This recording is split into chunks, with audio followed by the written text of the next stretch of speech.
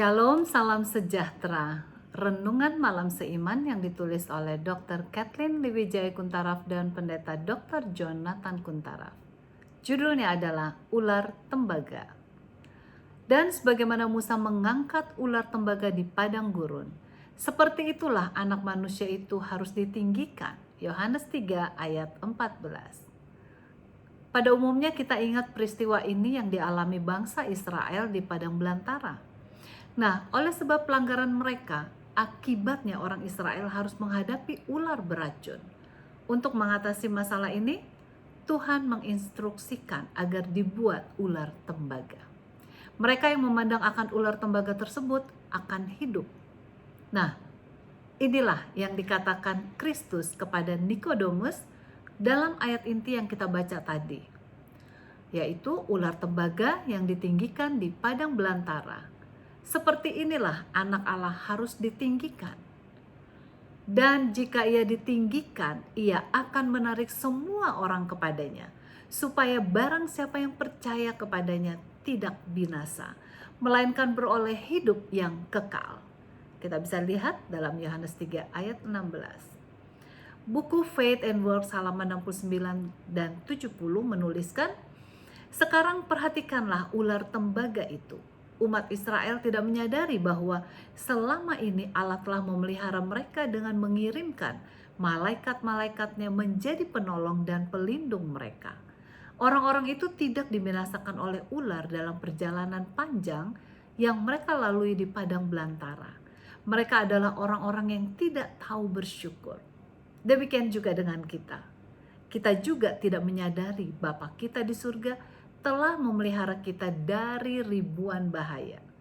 Kita tidak menyadari berkat yang besar yang telah Ia berikan kepada kita dengan memberikan makanan dan pakaian, dan memelihara kehidupan kita dengan mengirimkan malaikat pelindung untuk menjaga kita.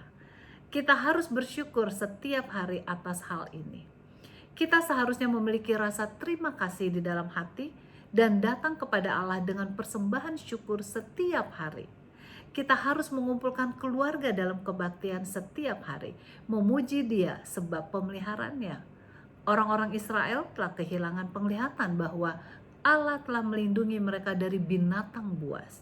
Nah, pada saat Allah menarik tangannya, maka racun berbisa itu datang kepada mereka. Lalu apa yang terjadi?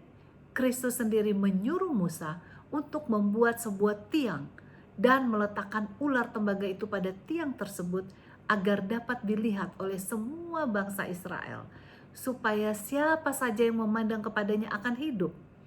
Mereka tidak diminta untuk melakukan hal yang besar agar dapat hidup. Mereka hanya diminta Allah untuk memandang kepada ular tembaga tersebut. Nah, sekarang jika sekiranya mereka berargumentasi dan berkata, "Mengapa? Tidak mungkin hanya dengan melihat ular tembaga itu kami akan sembuh. Tidak mungkin ada kehidupan di dalam ular tembaga itu."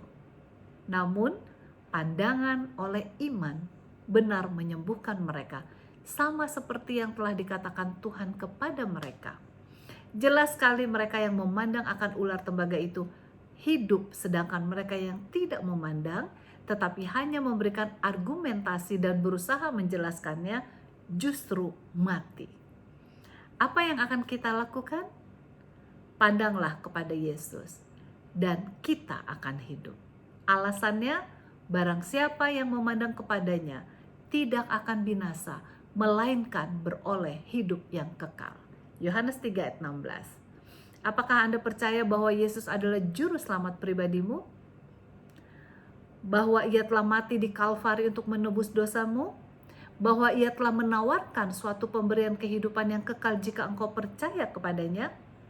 Kiranya Tuhan menolong kita semua agar kita akan senantiasa memandang kepada Kristus, karena hanya di dalamnya kita memperoleh kesembuhan dari segala dosa serta mendapat kekuatan untuk memberikan kasih-Nya kepada orang lain.